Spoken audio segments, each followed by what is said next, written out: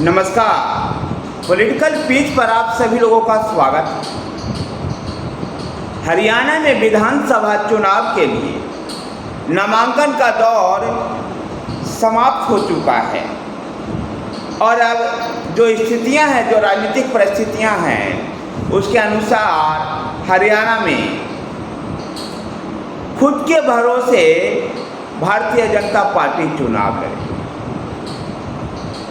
चुनाव से पहले इस बात का संभावना व्यक्त की जा रही थी कि हरियाणा में भारतीय जनता पार्टी एक एक सीटों का गुणागणित करते हुए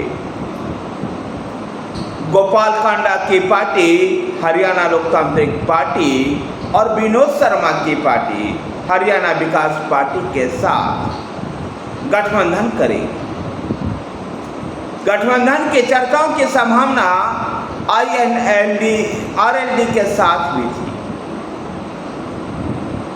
लेकिन 90 के 90 प्रत्याशियों की घोषणा के साथ ही तमाम राजनीतिक दलों की जो उम्मीदें थी धराशायी। हरियाणा विकास पार्टी और आरएलडी के तो पहले से ही इस गठबंधन से अलग हो गई, लेकिन उम्मीद थी हरियाणा लोकतांत्रिक पार्टी की सिरसा से गोपाल कांडा को टिकट मिलेगा और गोपाल कांडा इसको लेकर आश्वस्त भी नजर आते थे। लेकिन भारतीय जनता पार्टी ने सिरसा से भी अपने उम्मीदवार उतार दिए और इसके बाद Gopal Kanda Indian national Lokdal Bahujan Samaj party गठबंधन में शामिल होकर के सिरसा से चुनाव मैदान में उतरी। यानी स्थिति साफ है, भारतीय जनता पार्टी किसी भी तरह के राज्य में गठबंधन नहीं करेगी। तो वहीं पर कांग्रेस की अंतिम सूची आने तक ये क्लियर हो गया कि कांग्रेस आम आदमी पार्टी और समाजवादी पार्टी के साथ हरियाणा में कोई गठबंधन नहीं किया, लेकिन कांग्रेस ने गठबंधन की राह पकड़ी और वो राह था सीपीआईएम यानी कम्युनिस्ट पार्टी ऑफ मार्क्सवादी का।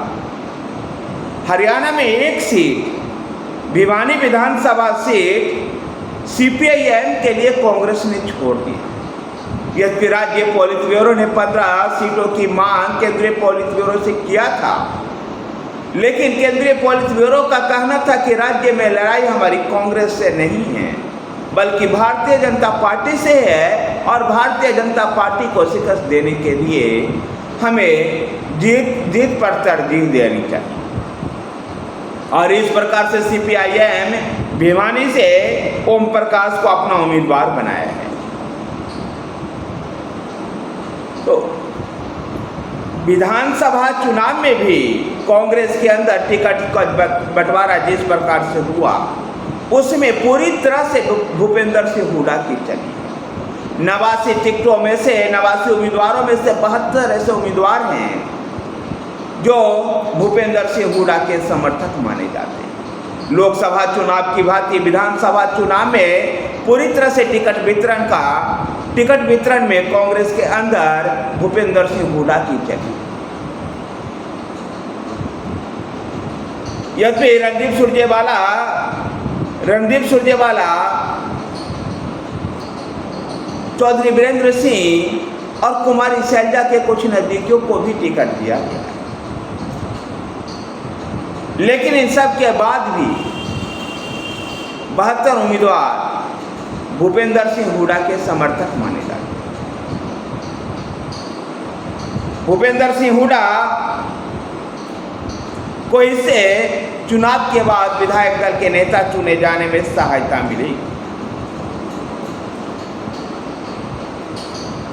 हरियाणा में भारतीय जनता पार्टी जिस प्रकार से कई तरह की चुनौतियों का सामना कर रही है, जहां सत्ता विरोधी जो बातें हैं वो भारतीय जनता पार्टी के खिलाफ जा सकती है, तो टिकट वितरण में जिस प्रकार से भारतीय जनता पार्टी में असंतोष देखा गया था और कई जगह पर भारतीय जनता पार्टी के बागी भी चुनाव मैदान में उतर गए हैं, ऐसे में हरियाणा में भारतीय जनता पार्टी कई तरह की परेशानियों का सामना कर रही थी, लेकिन विपक्षी वोटों में जो बिखराव नजर आता है, इससे भारतीय जनता पार्टी को फायदा पहुंच सकता है।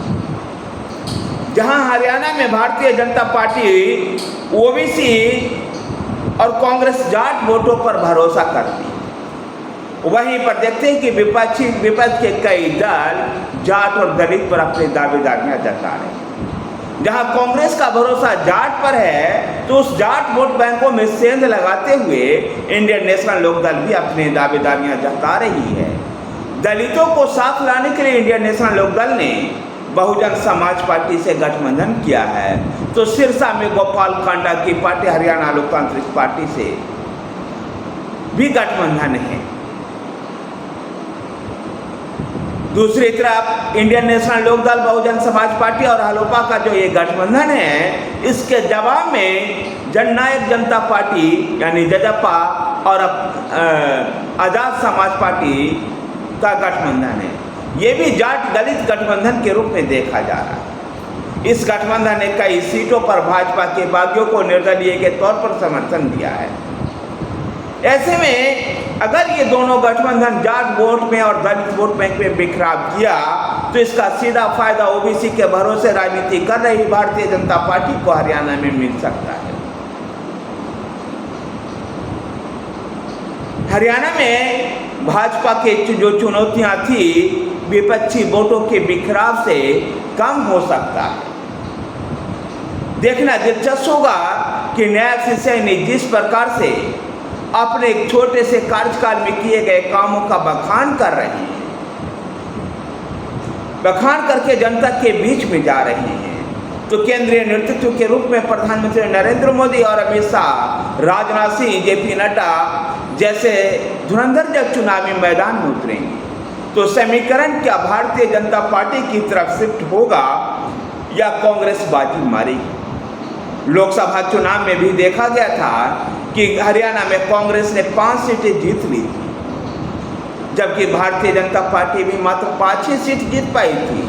विधानसभा पर आकलन किया जाए तो भारतीय जनता पार्टी को 44 सीटों पर लीड था, जबकि 46 सीटों पर वो हार रही, जिसमें 42 सीटों पर कांग्रेस पार्टी को बढ़त था और 4 सीट पर आम आदमी पार्टी का। आम आदमी पार्टी का एक जो कोना है, वो भी विपक्षी गठबंधन को, विपक्षी को प्रभावित करेगा, क्योंकि जेल से बाहर आ चुके अरविंद केजरीवाल जब हरियाणा में चुनाव प्रचार करेंगे, तो निश्चित रूप से 1 या 2% वोट शिफ्टिंग होगी उनकी तरफ, और ये वोट किसी और का नहीं होगा बल्कि कांग्रेस पार्टी की वोट। ऐसे में एक बार फिर से हरियाणा में हैट्रिक लगाते हुए दिख सकती है भारतीय जनता पार्टी, लेकिन कांग्रेस इतनी आसानी से नहीं छोड़ेगी। कांग्रेस भी 10 साल के सूखा खत्म करने के लिए एड़ी चोटी का जोर लगाते हुए नजर आई। धन्यवाद साथियों, वीडियो को लाइक कीजिए, शेयर कीजिए। हमारे साथ बने रहने के लिए हमारे चैनल पॉलिटिकल पिच पर बने रहिए। धन्यवाद।